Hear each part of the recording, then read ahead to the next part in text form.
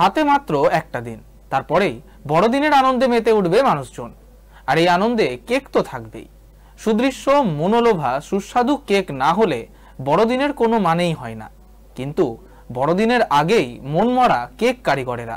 একটা দিনের ফারাক মাত্র, তারপরেই ভগবান যিশুর জন্মদিন অর্থাৎ বড়দিনে মেতে উঠবে গোটা বাংলা। ধর্ম কোনো বাধাই নয়, তাই বড়দিনে কার্যত উৎসবের মেজাজে মেতে ওঠেন মানুষজন। তার সঙ্গে কেক তো থাকবেই, ফলে বাজারে কেকের চাহিদা চরমে। কিন্তু তাহলে কি হবে? কারণ কেকের বাজারে এখন নামি দামি বা ব্র্যান্ডেড কোম্পানির কেক বিস্কুটের অবাধ বিচরণ। দোকানে দোকানে শোভা পাচ্ছে সুদৃশ্য মোড়কের সেই কেক। ফলে স্থানীয় বেকারির কদর কমেছে। বাজারে কেকের চাহিদা চরমে উঠলেও অর্ডার নেই ওই সব বেকারিতে। আগামী দিনে এইসব বেকারি কেক বিস্কুট আর হয়তো চোখেই পড়বে না। বড়দিনের আগে স্থানীয় বেকারির কেক কারিগর বা ব্যবসায়ীদের দুশ্চিন্তায় এমনটা বলাই যেতে পারে। এ প্রসঙ্গে বলে রাখাই ভালো, ব্র্যান্ডেড কোম্পানির কেক বিস্কুটের প্রতি ক্রেতাদের আকর্ষণ প্রবল। ফলে সব মিলিয়ে উৎসবের দিনেও অর্ডার না পেয়ে কার্যত মাথায় হাত বেকারি মালিক সহ কেক কারিগরদের। এমনকি ভবিষ্যৎ ভাবনায় কপালে ভাঁজ পড়েছে তাদের। চাহিদা নেই এবার চাহিদা নেই বলতে আমরা আগে তো 8 দিন 9 দিন 10 দিন করতাম, সেই তুলনায় এবার 2.5 দিন কাজ করলাম। মানে 20, 21 আর 22 তারিখে হাফ কাজ করে আমরা ছেড়ে দিলাম। মানে অর্ডার নেই, অর্ডার না থাকলে কি করে? বাইরে থেকে যা সব আমদানি হয়ে গেছে কেকের, মানে কি আর বলবো। আগে কেমন তৈরি হতো কেক? আগে আমরা এক এক দিনে 4 কুইন্টাল 5 কুইন্টাল কেক করেছি এক এক দিনে। সেটা 8 দিন 9 দিন 10 দিন করেছি। হ্যাঁ, 30 কুইন্টাল 35 কুইন্টাল 40 কুইন্টাল অবধি আমাদের মানে হাইস্ট কাজ আছে। এই যে এখানে 7.5 কুইন্টাল হয়ে শেষ।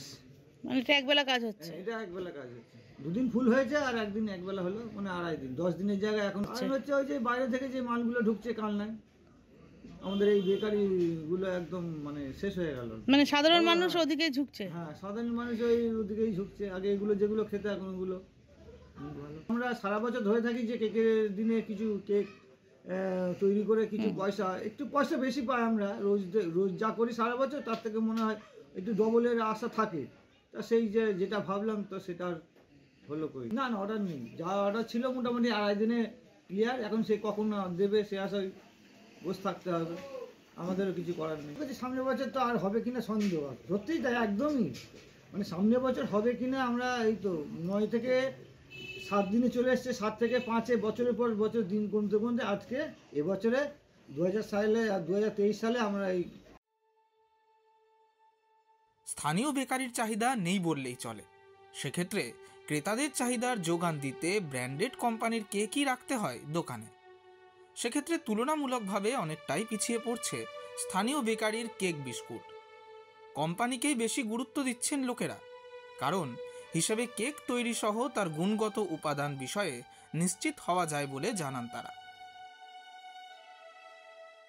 কেকের কেনাবেচা সব শুরু হয়ে গেছে, সব দোকানে কেক তুলে গেছে, আমাদের দোকানেও চলে এসেছে কেক সব রকমেরই।